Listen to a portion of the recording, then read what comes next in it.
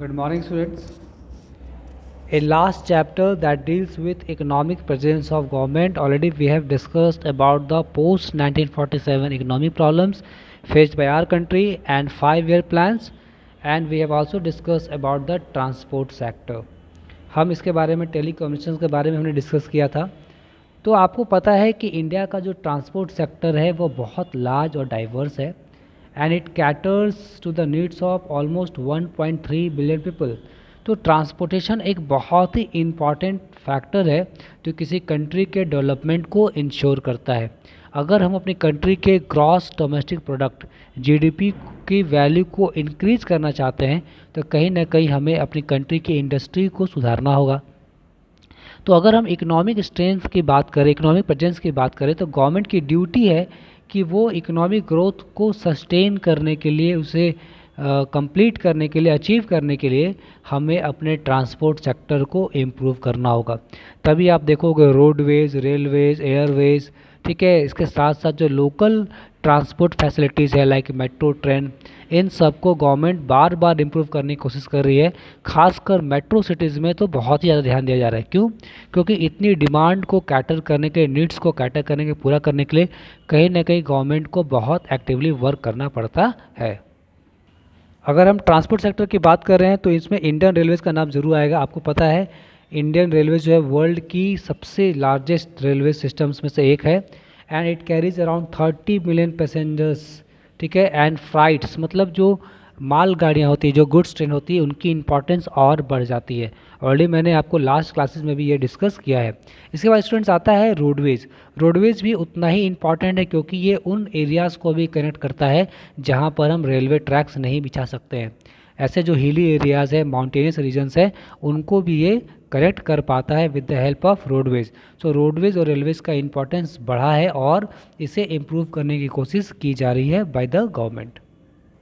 आप कहीं किसी बड़े शहर में जाते होगे तो आपको शहर के बाहर ही एंट्री में आपको ग्रीन रंग का बड़ा बड़ा बोर्ड मिलता होगा जहाँ पर लिखा होता होगा कि आपका इस शहर में स्वागत है, या ये शहर यहाँ से कितने किलोमीटर है.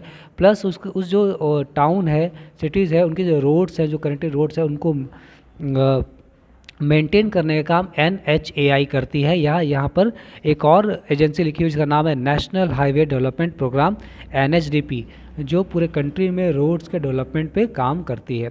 गोल्डन क्वाड्रिलेटर है, मतलब ये 4 जो मेट्रो सिटीज़ हमारी हैं, दिल्ली, चेन्नई, कोलकाता एंड मुंबई, इसको लिंक करने का काम किया जाए क्योंकि they are the economic capital of our country.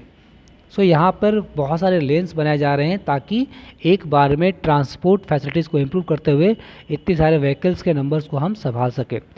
इसके अलावा स्टूडेंट्स हमारे डिफेंस के लिए, कंट्री को सेफ करने के लिए भी रोड्स का इम्पॉर्टेंस बहुत ज़्यादा है. आप बोलोगे सर कैसे? तो आपको बता दें कि जो हमारे एनिमीज़ है लाइक पाकिस्तान, बांग्लादेश, चाइना, तो इनके साथ जो बॉर्डर एरियाज़ हमारा है, उन एरियाज़ में भी रोड्स अच्छे होने बहुत ज़रूरी है. तो इसके लिए BRO, बॉर्डर रोड ऑर्गेनाइजेशन को इस्टेब्लिश किया गया है, जिसका काम है कि ये सारे बॉर्डर एरियाज़ में रोड्स को बनाना और उन्हें मेंटेन करना, ऑपरेशनल बनाए रखना, ताकि इन टाइम ऑफ नीड्स अगर हमें कंट्री के डिफेंस को करने के लिए कभी हमारे ट्रूप्स को, आर्मीज़ को वहाँ तक पहुँचाना पड़े तो हम उसे ईजिली पहुँचा सकें. इसके अलावा स्टूडेंट्स स्पोर्ट्स की बात करें तो इंडिया, पता है इंडिया एक कोस्टल कंट्री है. Around 7,500 kilometre of coastline हमारे पास है. तो इसकी वजह से क्या है कि इंडिया में बहुत ऐसे नेचुरल और ऐसे हार्बर्स, पोर्ट्स बनाए गए हैं जहां से हम वर्ल्ड ट्रेड कर सकते हैं. आपको पता होगा वर्ल्ड ट्रेड का मैक्सिमम हिस्सा थ्रू वाटरवेज ही होता है, इसलिए पोर्ट्स का इंपॉर्टेंस जो है बहुत आगे बढ़ जाता है.